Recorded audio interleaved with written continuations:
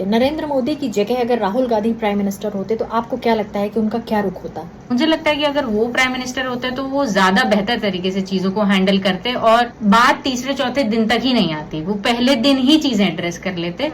मतलब जनता को फील होना चाहिए कि आप उन्हीं के नेता हैं, ये जनता को लगना चाहिए। तो राहुल गांधी को देख के लगता है कि वो जनता के नेता हैं।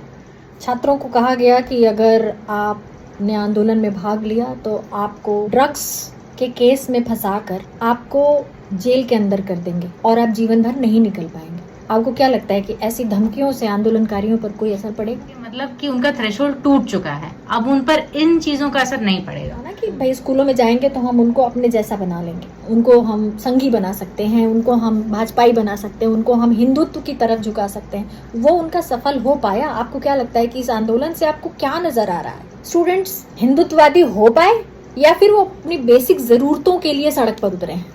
ये स्टूडेंट सीधा सीधा इस बात का संदेश दे रहे हैं, मैसेज वो दे रहे हैं कि अब ये सब चीजें नहीं चलेंगी, आपको हमारी मांगे सुननी पड़ेंगी। तो जब इतनी धांधलियां और इतने सवाल ऑलरेडी उठ चुके थे तो एथिकल बेसिस पर उनको खुद ही इस्तीफा दे देना चाहिए, लेकिन उन्होंने नहीं दिया और इतना कुछ होने के बाद भी नहीं दिया।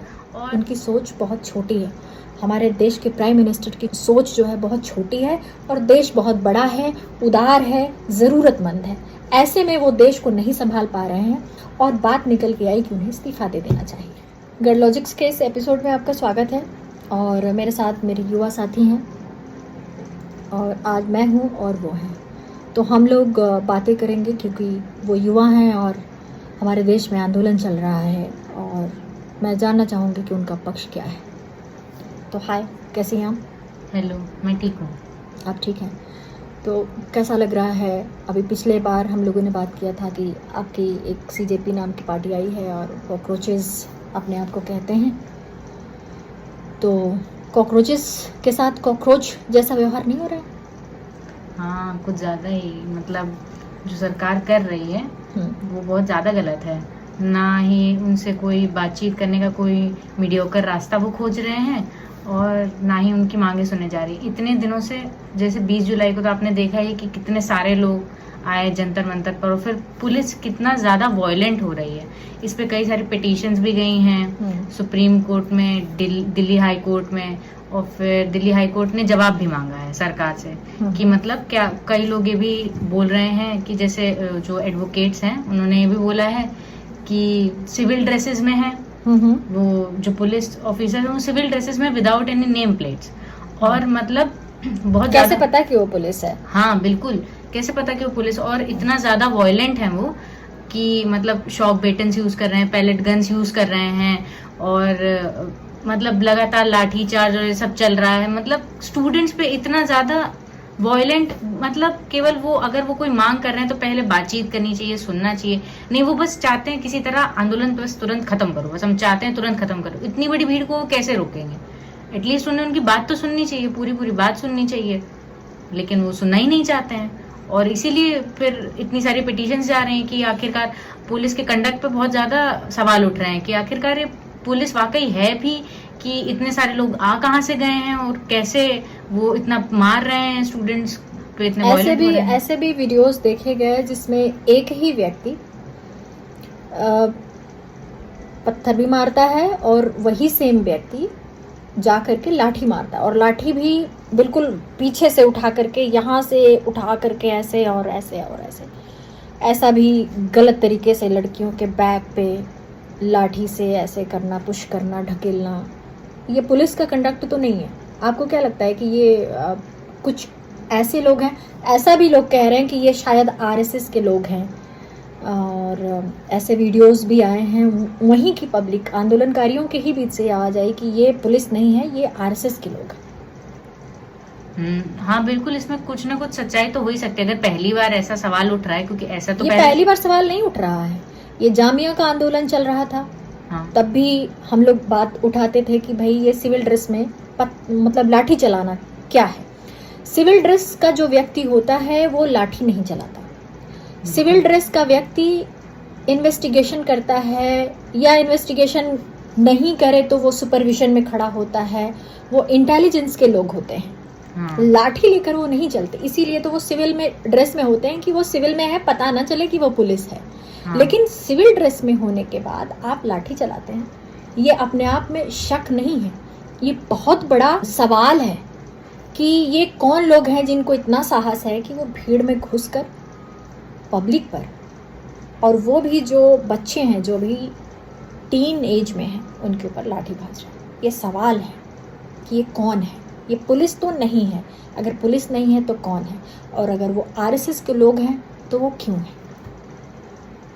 सही बात है। अगर मतलब जब इतने सारे लोग ऑब्जेक्शन कर रहे हैं कि ऐसा है, तो इसको बिल्कुल ऐसे नजरअंदाज नहीं करना चाहिए। पब्लिक तो डेमोक्रेसी के तहत जा रही है। हाँ बिल्कुल। सरकार क्या डेमोक्रेसी कर रही है आखिरकार? आपको क्या लगता है कि डेमोक्रेसी क्या है?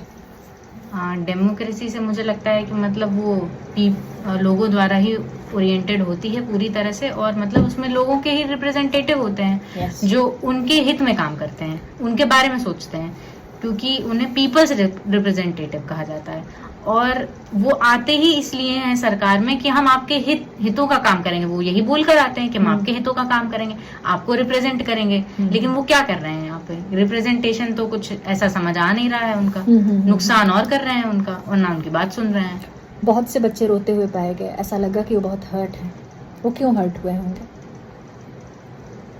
क्योंकि मतलब मुझे ऐसा लगता है वो इसीलिए हर्ट हैं क्योंकि उनकी बातों को सुना नहीं जा रहा है, और मतलब सरकार ऐसे बिहेव कर रही है जैसे कि वो कोई फॉरेन पार्टिकल हो, कोई वो एलियनेटेड मटेरियल हो। ऐसे टाइप का बिहेव कर रही है सरकार कि ये हमारे लोग हैं ही नहीं, हम इनके लिए हैं ही नहीं, और हम कोई राजशाही चल रही है, और हम कोई राजा हैं यहाँ के, और फिर यहाँ पर इनसे हमें क्या लेना देना है। ऐसे जैसे आपने बोला कॉकरोचेस जैसा ही ट्रीट कर रहे हैं। उनको कॉकरोचेस जैसा ट्रीट किया जा रहा है, उनके ऊपर आंसू गैस के गोले अथाह मात्रा में डाले जा रहे हैं। और इसी बीच में कुछ झूठे वीडियोस भी आए, जैसे कि कुछ एक वीडियो आया कि तलवार लेके कुछ खालिस्तानी घुस गए, जबकि वो झूठा था, वो कहीं और का था, किसी ने डाल दिया था। तो ऐसी वीडियोस डाल करके वो, मुझे लगता है कि वो शायद कंफ्यूज कर दें एक तरीके से, जैसे हर मुद्दे को कंफ्यूज किया जाता है कि भाई इतने वक्त के बाद अब ये मुद्दा डाउन हो गया। तो आपको ये डर नहीं लग रहा है कि ये मुद्दा भी शायद कंफ्यूज करके मीडिया की सहायता से, जो बड़े बड़े जो एंकर्स हैं, जिनको जो पढ़ते लिखते कुछ नहीं है, ना रिपोर्ट्स देखते हैं ना कुछ देखते हैं, उनको लगाकर लगातार रिपोर्टिंग करते कहीं ऐसा तो नहीं कि ये मुद्दा भी दबा दिया जाएगा? जैसे जेएनयू का मुद्दा दबा दिया गया, कभी कोई जांच नहीं हुई, जामिया का दबा दिया गया, कभी कोई जांच नहीं हुई, दिल्ली दंगे में एक व्यक्ति को जेल में डाल दिया गया, कोई जांच नहीं हो रही है, कोई सुनवाई नहीं हो रही है, बस वो जेल में पड़ा है। आपको डर नहीं है कि आंदोलनकारियों पर इस तरीके के अत्याचार सरकार कर सकती है, क्योंकि उसका वही स्टाइल है? हाँ, कर सकती है। जैसे कि इन्होंने किसान आंदोलन में भी कितने भ्रम फैलाए। मीडिया कवरेज नहीं देता था, यहाँ पे भी मीडिया कोई कवरेज नहीं दे रहा है। जो उसका रोल है वो मीडिया निभा ही नहीं रहा है। इतना ज्यादा टुकड़ों में इंफॉर्मेशन बटी हुई है कि लोग ये कैसे जानेंगे कि सच क्या है। अगर मीडिया फुल टाइम कवरेज देता तो लोगों को पता चल पाता कि हाँ ये चीज असलियत में वहां हो रही है। अब उनको कैसे पता चलेगा? या तो कोई वहां पर है परमानेंट बना रहे तो ही उसको पता चल पाएगा, अदरवाइज इस पूरे देश में जो करोड़ों की जनसंख्या है जहाँ पर उन तक बात कैसे पहुंचेगी? जो मीडिया एंकर्स हैं, मेन स्ट्रीम मीडिया वाले, जो पहुंचाएंगे वही उन तक बात पहुंचेगी, क्योंकि ज्यादातर लोग उन्हीं को देखते हैं। और जब उन तक बात नहीं पहुंचेगी सच, तो लोगों को पता ही नहीं चलेगा, और सरकार पूरी कोशिश करेगी। राहुल गांधी का काम कैसा लगा आपको? जैसे कुछ लोग कह रहे हैं कि कांग्रेस अपना लाभ उठाने के लिए उस आंदोलन में पहुंची, जबकि उन लोगों के साथ काफी बदसलूकी हुई, और अगर वो नहीं जाते तो कैसा लगता, गए तो क्या लगा? देखिए, पहले तो जो वो प्रोटेस्टर्स थे वहां पर, मतलब जो सीजेपी के फाउंडर अभिजीत दीप के, उन्होंने ही बुलाया था राहुल गांधी को कि आप आइए हमें सपोर्ट करें। तो जब वो उनको खुद बुलाया था, और फिर उनको जरूरत भी लगी कि उनको जाना चाहिए, और कैसे मतलब इतने सारे बच्चों के साथ जब इतना ज्यादा अन्याय हो रहा है और उनकी बातें नहीं सुनी जा रही हैं, तो उनको भी लगा कि जाना चाहिए। जैसे वो प्रधानमंत्री आवास के बाहर भी बैठे, उन्होंने धरना किया काफी देर, फिर पुलिस ने उनको डिटेन कर दिया, उनको सब हटाने लगे, ना कोई बातचीत हुई ना कुछ हुआ। तो मतलब मुझे लग रहा है बहुत ज्यादा सरकार जो है इस मुद्दे को बिल्कुल एड्रेस करना चाहती नहीं है।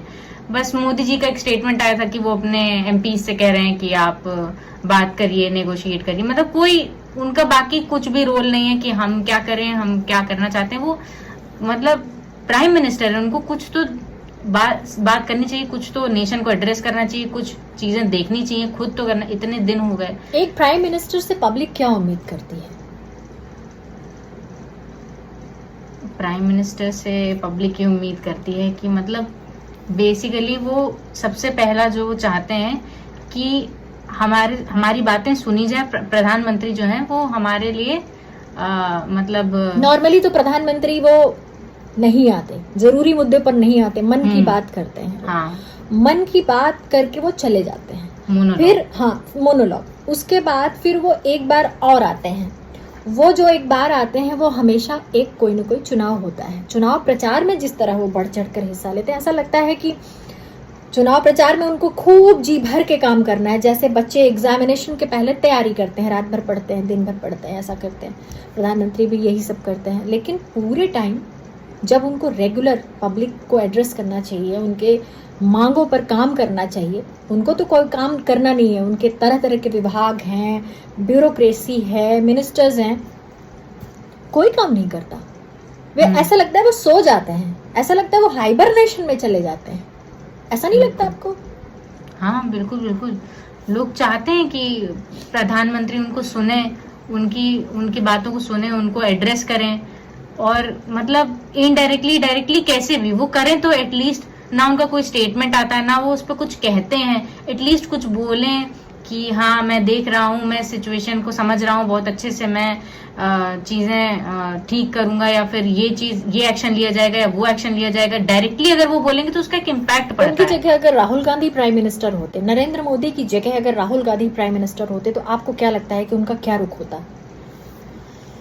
मुझे लगता है कि अगर वो प्राइम मिनिस्टर होते तो वो ज्यादा बेहतर तरीके से चीजों को हैंडल करते, और बात तीसरे चौथे दिन तक ही नहीं आती, वो पहले दिन ही चीजें एड्रेस कर लेते, और डायरेक्ट कांटेक्ट वो जाके वो करते, एस्टेब्लिश करते, एकदम डायरेक्ट कम्युनिकेशन। मतलब आपको भी लगता होगा यही चीज कि एक लोकतंत्र का जो प्रधानमंत्री है, किसी लोकतांत्रिक देश का जो प्रधानमंत्री, उसका जो संपर्क है वो पब्लिक से सीधा होना चाहिए, या टीवी और दर्शक की तरह होना चाहिए? डायरेक्ट होना चाहिए, बिल्कुल डायरेक्ट होना चाहिए एकदम। मतलब कि आप ऐसा, मतलब जनता को फील होना चाहिए कि आप उन्हीं के नेता हैं, ये जनता को लगना चाहिए। तो राहुल गांधी को देख के लगता है कि वो जनता के नेता हैं, और जिस तरीके से वो मुद्दे उठा रहे हैं वो बहुत मतलब अब पूरा प्रयास कर रहे हैं अपना, बिल्कुल वो सब सही कर रहे हैं। मतलब अगर उनके पास आज पावर होती तो स्टूडेंट्स को इतनी मार नहीं खानी पड़ती, इतनी लाठियां नहीं खानी पड़ती, महिलाओं को गालियां दी जा रही हैं, 16-16, 17-17 साल की बच्चियों को प्रोस्टिट्यूट कहा जा रहा है। यह सुन के कैसा लगता है? ये बहुत ज्यादा अपमानजनक है। मतलब भारत जैसे लोकतंत्र में बहुत ज्यादा अपमानजनक है कि इतना बड़ा सिस्टम और इतनी बड़ी डेमोक्रेसी होने के बाद भी ये सब एक प्रोटेस्ट, मतलब प्रोटेस्टर्स को ये सब झेलना पड़ रहा है, महिलाओं को ये सब झेलना पड़ रहा है। मतलब जहां पर उनकी बात सुनी जानी चाहिए और उनको और ज्यादा अपमानित किया जा रहा है, इग्नोर किया जा रहा है। छात्रों को कहा गया कि अगर आपने आंदोलन में भाग लिया तो आपको ड्रग्स के केस में फंसाकर आपको जेल के अंदर कर देंगे और आप जीवन भर नहीं निकल पाएंगे। आपको क्या लगता है कि ऐसी धमकियों से आंदोलनकारियों पर कोई असर पड़ेगा? नहीं, मुझे तो नहीं लगता कि उन पर असर पड़ेगा, बिल्कुल भी। क्यों? ऐसा क्यों लगता है आपको? क्योंकि अगर वो सड़क पर निकले हैं तो बहुत ज्यादा सोच समझ के, मतलब कि उनका थ्रेशोल्ड टूट चुका है, अब उन पर इन चीजों का असर नहीं पड़ेगा। वो उनका थ्रेशोल्ड इतना ज्यादा टूट चुका है और वो इतने परेशान है इतने सालों से। अब आप देखिए वो एक साथ एजिटेशन बाहर आया है, तो इतनी आसानी से तो चीजें खत्म नहीं होने वाली। 2024 में भी पेपर नीट का पेपर लीक हुआ है। हाँ, और टीईटी का पेपर लगातार लीक होता रहा। हाँ, हर स्टेट का लीक होता है। जैसे हाँ, यूपी में कितने साल बाद टीईटी हुआ, पेपर ही नहीं होता, होता है तो लीक हो जाता है या डिले हो जाता है। फिर पीसीएस का पेपर लीक हुआ था। पीसीएस के पेपर में कुछ प्रॉब्लम आई थी, तो जो इलाहाबाद में आंदोलन चला था, तो ये उम्मीद की जा रही थी कि सब कुछ ठीक होगा, उसके बाद सब शांत हो गया। तो मतलब आपको क्या लगता है कि आंदोलन में इतने लोगों का उठना इतना आसान तो नहीं होगा? कोई तो वजह होगी। बिल्कुल, उनका मतलब वो वही जो बात जैसे मैं कह रही हूँ कि पूरा उनका थ्रेशोल्ड टूट जाता है और फिर उसके बाद वो एकदम परेशान जब हो जाते हैं तब उनको लगता है कि अब सड़क पे उतरना ही पड़ेगा, जब हमें डायरेक्ट अपनी मांग रखनी पड़ेगी। और वो मीडिया से भी उम्मीद करते हैं कि मीडिया इन चीजों को एड्रेस करे जिससे उनकी मांगे पहुंचे। टाइम्स नाउ के एक रिपोर्टर की पिटाई कर दी उन्होंने, पिटाई कर दी, उनके कपड़े फाड़ दिए, उनका माइक, उनका मोबाइल छीन लिया। तो बहुत सारे लोगों ने इसकी बुराई भी की कि ऐसा नहीं होना चाहिए, वैसा नहीं होना चाहिए। लेकिन आपको नहीं लगता कि जो पिछले 12-13 साल का गुस्सा है ये सिर्फ उन मीडिया कर्मियों पर नहीं उतर सकता, बाकी लोगों पर भी उतर सकता है? तो क्या इतना स्पेस दिया जाना चाहिए उनको, आंदोलनकारियों को, या फिर सीधे उनकी बुराई करनी चाहिए कि भाई ये ऐसा नहीं करना चाहिए इसलिए ये आंदोलनकारी फेक हैं, आतंकी हैं, बाहरी हैं? नहीं लगता कि वो तो खैर टाइम्स नाउ के ही, टाइम्स नाउ ने क्या किया है, टाइम्स नाउ अन्य कई सारे आज तक जैसे तमाम सारे चैनल्स ने क्या किया है तो सबको पता है। तो ये तो असर आना था ना, ये तो घटना घटनी थी ना। हाँ। जबकि इसके पहले तमाम सारी जैसे कि महिला एंकर जो रिपोर्टर बनके किसान आंदोलनों में गई, उन्हें भी भगाया गया, खदेड़ा गया। तो ये परिणाम तो आएगा ही। क्या इसके नाते किसी आंदोलनकारी को फेक कहा जाना चाहिए? नहीं, केवल इस बेसिस पर उनको फेक बिल्कुल नहीं कहा जाना चाहिए। इतने सालों तक जो ये मीडिया एंकर्स ने किया है, अब वो ये उनसे क्या एक्सपेक्ट कर रहे हैं कि ये उनको मतलब कहेंगे कि आइए आप बिल्कुल यहाँ बैठिए और हमारी रिपोर्टिंग कीजिए। उनको भी तो गुस्सा आ रहा होगा कि हम इतने समय से चाह रहे हैं, अब आपको अपना कुछ होगा उनका फायदा, तो इसलिए वो आ रहे होंगे, तो इसलिए उनको लग रहा होगा कि अब आप अपने फायदे के लिए आ गए। कहने का मतलब कि भरोसा नहीं रहा। बिल्कुल नहीं। मतलब ये कि पिछले 12 सालों में, 13 सालों में या 14 सालों में जो कुछ भी चल रहा है उस पर स्टूडेंट्स को भरोसा नहीं है। और उन स्टूडेंट्स पे वो स्टूडेंट्स भी होंगे ना जो अभी कक्षा 6 में थे तो मोदी जी उन स्कूलों में मिलने गए, वो बड़े हो गए होंगे। वो 6 साल जो कक्षा 6 में पढ़ते थे आज वो कहाँ होंगे? हाँ बिल्कुल।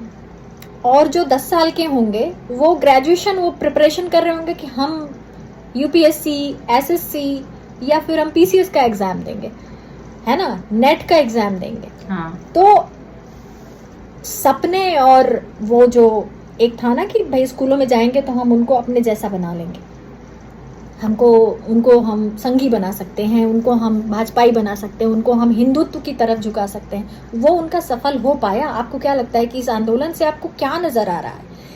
स्टूडेंट्स हिंदुत्ववादी हो पाए या फिर वो अपनी बेसिक जरूरतों के लिए सड़क पर उतरे हैं?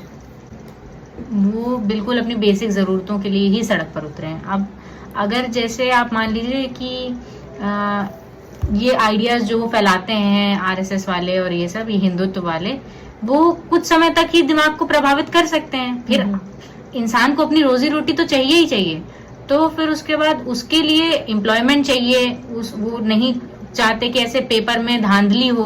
तो अब इन सारी बेसिक चीजों को एड्रेस करने के लिए ये सब तो दिमाग में आएगा ही। आप कब तक धर्म का पाठ उनको पढ़ा लेंगे? तो मतलब ऐसा नहीं है कि उनके दिमाग में सब चीजें बैठी हुई। मुझे लगता है कि उन्होंने, हो सकता है कभी रही हूं, लेकिन अब वो उन सब चीजों से ऊपर उठ चुके हैं। एक इंसान के दिमाग में कब तक ये सारी चीजें आएंगी? बहुत साल हो गए हैं और काफी सालों तक इन्होंने ही एजेंडा चलाया है, तो अब ये चीज नहीं चलने वाली है। ये स्टूडेंट सीधा सीधा इस बात का संदेश दे रहे हैं, मैसेज वो दे रहे हैं कि अब ये सब चीजें नहीं चलेंगी, आपको हमारी मांगे सुननी पड़ेंगी।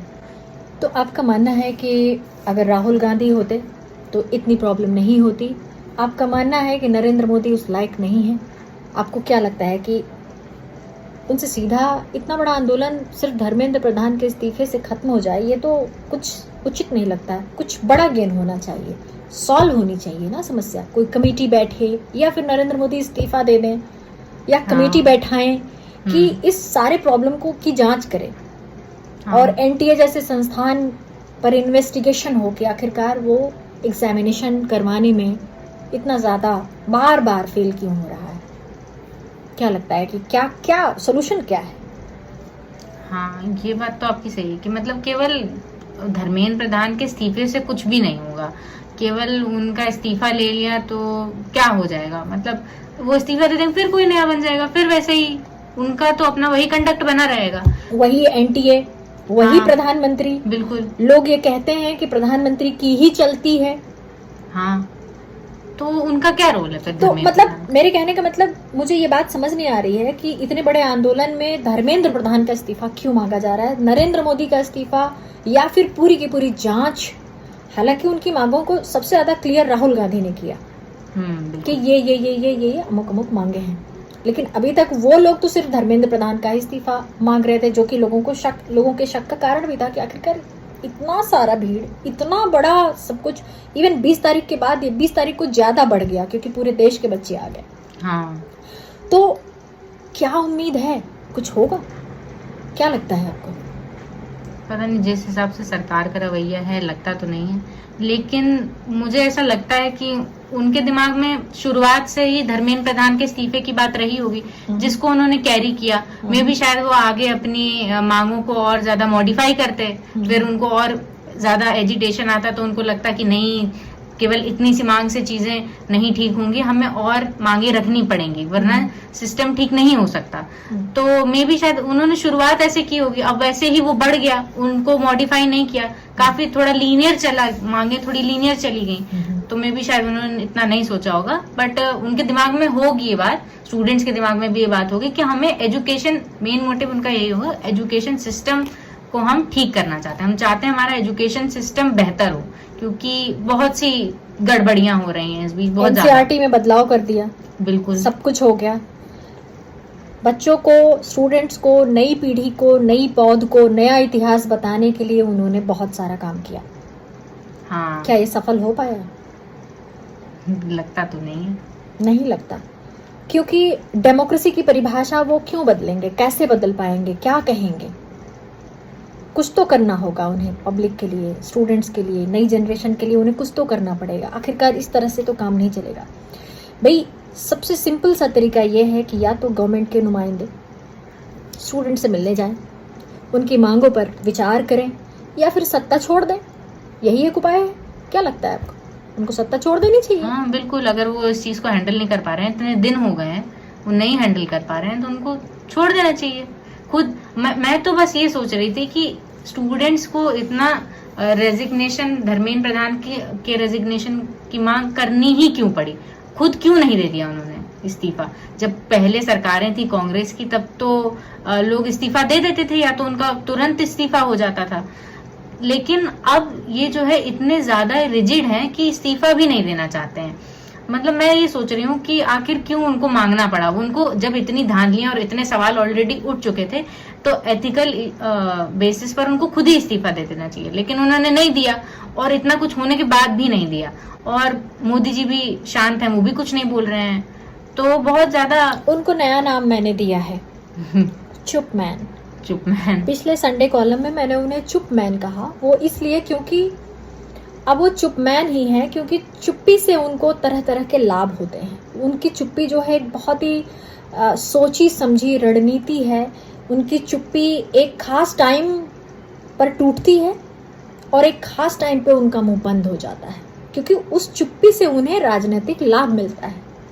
हाँ। और अक्सर उनको मिलने वाला लाभ, उसकी कीमत जनता चुकाती है। उसको दुख होता है, वो हर्ट होती है, उसको आदत नहीं है। ऐसे प्राइम मिनिस्टर की भारत के लोकतंत्र को आदत नहीं रही। यहाँ पर बहुत अच्छे अच्छे जनता के प्रति अपना प्यार उड़ेल देने वाले प्राइम मिनिस्टर रहे हैं, और जनता के प्रति प्राइम मिनिस्टर का प्यार नीतियों के थ्रू आता है। हाँ, उनको गले लगाने चिपकाने से नहीं आता है। नीतियां, ऐसी नीतियां जिससे पब्लिक को सहजता हो, उसका जीवन सुंदर गुजरे, वो प्रोग्रेस करने के बारे में सोचे, वो जो है कुछ इस तरीके का जीवन बनाए अपना, जिससे वो उसकी आने वाली पीढ़ी ग्रो करे, विकास करे। इसी को उन्नति कहते हैं। लेकिन प्रधानमंत्री को क्या कहते हैं? रील बना रहे हैं, मजा आ रहा है, रील से लाभ हो रहा है। उनकी सोच बहुत छोटी है। हमारे देश के प्राइम मिनिस्टर की सोच जो है बहुत छोटी है, और देश बहुत बड़ा है, उदार है, ज़रूरतमंद है। ऐसे में वो देश को नहीं संभाल पा रहे हैं। लॉजिक्स में आज इतना ही, और बात निकल के आई कि उन्हें इस्तीफा दे देना चाहिए, क्योंकि वो इस देश के लायक नहीं है। बिल्कुल। शुक्रिया। टाटा। अब हम अगले सप्ताह बात करेंगे।